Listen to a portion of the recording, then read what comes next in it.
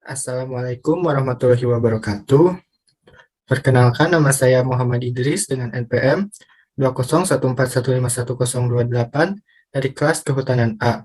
Di sini saya akan melakukan presentasi dari tugas mata kuliah Ekowisata yang diberikan oleh dosen pengampu Bapak Dr. Insinyur Gunardi Dewinarno MSI. Adapun judul jurnal yang saya review yaitu Strategi Ikonik Wisata untuk Memperkenalkan Kota Malang sebagai salah satu destinasi wisata religi. Jurnal ini ditulis oleh Muhammad Musaful Anam dalam Jurnal Persona volume 2 nomor 2 Desember tahun 2017. Adapun daftar isi yang akan saya jelaskan yaitu yang pertama pendahuluan yang terdiri dari latar belakang dan tujuan, kemudian ada metode yang terdiri dari data, teknik, dan analisis. Yang ketiga ada hasil dan pembahasan yaitu mengenai hasil dan strategi, serta yang terakhir yaitu ada kesimpulan. Untuk yang pertama yaitu pendahuluan. Latar belakang. Kota Malang merupakan salah satu kota yang terletak di Provinsi Jawa Timur. Jaraknya sekitar 90 km ke arah selatan kota Surabaya dan merupakan kota kedua terbesar di Jawa Timur. Adapun luas kota Malang ini yaitu sekitar 110.006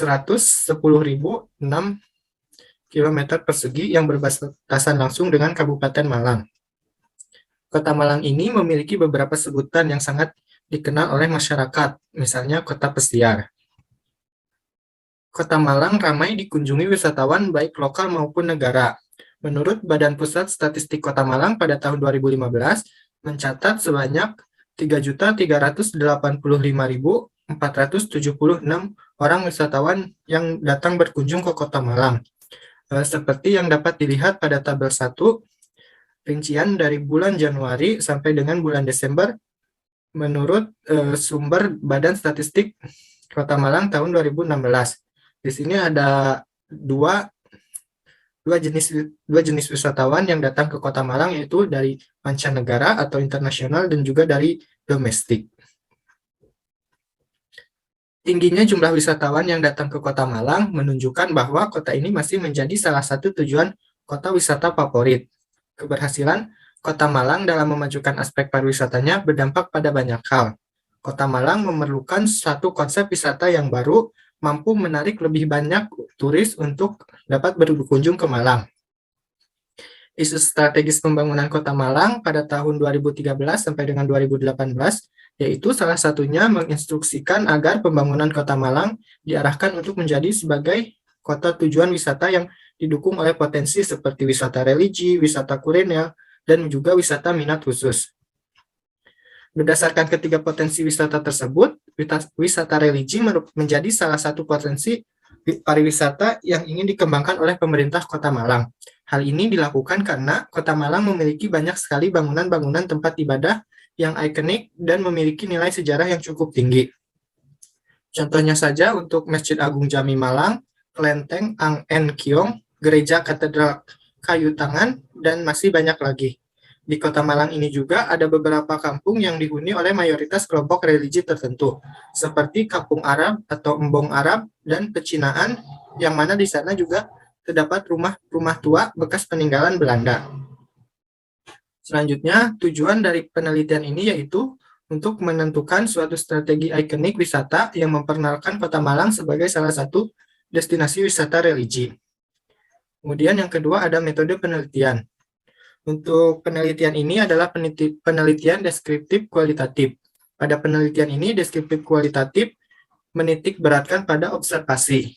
Pada penelitian ini juga, peneliti hanya mengamati gejala-gejala dan mencatatnya sebagai bahan kajian. Setelah itu, dilakukan studi kepustakaan untuk memperkuat hasil-hasil temuan dari observasi tadi. Yang pertama ada tahap penelitian. Pada tahap ini, peneliti menggunakan dua teknik pengumpulan data, yaitu primer dan sekunder. Data primer pada penelitian ini dikumpulkan melalui observasi secara langsung. Untuk data sekunder diperoleh dari studi kepustakaan yang dimaksud untuk memperkuat temuan-temuan yang didapatkan. Kemudian yang kedua ada teknik analisis. Penelitian ini menggunakan 3 teknik analisis. Data kualitatif yaitu reduksi data, penyajian data, dan juga penarikan kesimpulan. Untuk tahap pertama yang dilakukan adalah reduksi data. Reduksi data dilakukan untuk mempertajam kembali temuan-temuan yang ditemukan selama observasi di objek-objek wisata religi untuk selanjutnya dicocokkan dengan studi kepustakaan. Untuk tahap 2, yaitu penyajian data-data yang sudah diolah dan disusun sedemikian rupa melalui tahap reduksi data sehingga memungkinkan untuk bisa ditarik kesimpulan. Pada penelitian kualitatif, penyajian data berupa teks-teks deskriptif yang membahas lengkap tentang temuan-temuan yang diperoleh selama proses pengambilan data. Untuk tahap ketiga, yaitu penelitian ini adalah penarikan kesimpulan. Untuk lebih jelasnya, disajikan dalam gambar 1 komponen data model interaktif menurut Mills dan Huberman tahun 1994. Untuk yang ketiga, ada hasil dan pembahasan. Berdasarkan pada yang telah dirumuskan, pemerintah Kota Malang melalui isu strategis pembangunan Kota Malang tahun 2013 dan sampai dengan 2018, maka diperlukan suatu strategi yang tepat yang dapat diaplikasikan dalam rangka memajukan dan memperkenalkan wisata-wisata religi. Strategi-strategi yang dapat dilakukan diantaranya yang pertama, penyelenggaraan kegiatan rutin yang mampu mengenalkan wisata religi Kota Malang seperti tablik akbar yang diselenggarakan tidak hanya di satu tempat, misalnya Masjid Agung Jami, namun di tempat-tempat lain. Yang kedua ada kira budaya Konghucu, yang ketiga ada pawai budaya Nusantara, dan lain-lain. Kegiatan tersebut diharapkan mampu menarik banyak wisatawan baik domestik maupun internasional untuk datang ke Kota Malang. Yang kedua ada kegiatan promosi yang lebih menitik beratkan pada media modern, misalnya ada website, Instagram, Twitter, Facebook, dan juga lain-lain. Tidak hanya kegiatan yang rutin digelar, namun promosi juga menjadi aspek yang cukup vital dalam pengembangan suatu kawasan wisata. Kegiatan ini, seperti misalnya karnaval atau event besar lainnya, meskipun tidak akan pernah berhasil jika kegiatan promosinya tidak dilakukan dengan baik. Oleh karena itu, penggunaan media modern, baik yang berbasis web ataupun media sosial lainnya sangat perlu untuk dilakukan. Kemudian ada yang ketiga, yaitu perencanaan dan pembangunan infrastruktur yang terintegrasi serta penambahan city tour bus menjadi seperti Bus Macito, Malang City on Tour Bus yang mampu menjangkau tempat-tempat wisata religi. Saat ini, Bus Macito hanya melewati rute tertentu saja, seperti kawasan Kayu Tangan, Jalan Merdeka, dan Jalan Ijet, yang mana tempat-tempat tersebut hanya terdapat sekitar 4 buah bangunan tempat ibadah yang bersejarah. Sedangkan kawasan-kawasan lain seperti Kabalen dan Embong Arab tidak dilewati. Hal itu membuat wisatawan hanya bisa menikmati keindahan bangunan secara tampak fisik tanpa mengetahui sejarah di belakangnya. Bus Macito hanya melayani tur pada hari weekend saja, mulai pukul 9 sampai 11 pagi. Waktu 3 jam tersebut dirasa sangat singkat bagi wisatawan untuk menikmati perjalanan mereka. Kemudian yang keempat ada perencanaan dan pembangunan tempat parkir yang luas, aman, dan tertib. Parkir yang luas membuat para wisatawan bisa dengan leluasa memarkirkan kendaraannya. Parkir yang aman membuat para wisatawan merasa tenang ketika meninggalkan kendaraan. Parkir yang tertib dan tertata membuat para pengguna serta jalan wisatawan lain merasa cukup nyaman. Untuk kegiatan kelima yaitu sosialisasi berkala yang terus-menerus kepada masyarakat untuk dapat menjaga lingkungan sebagai bentuk peran serta mereka dalam menyukseskan program ini. Karena dengan tanpa adanya lingkungan yang bersih, minat wisatawan untuk berkunjung ke salah satu tempat wisata religi juga akan menurun.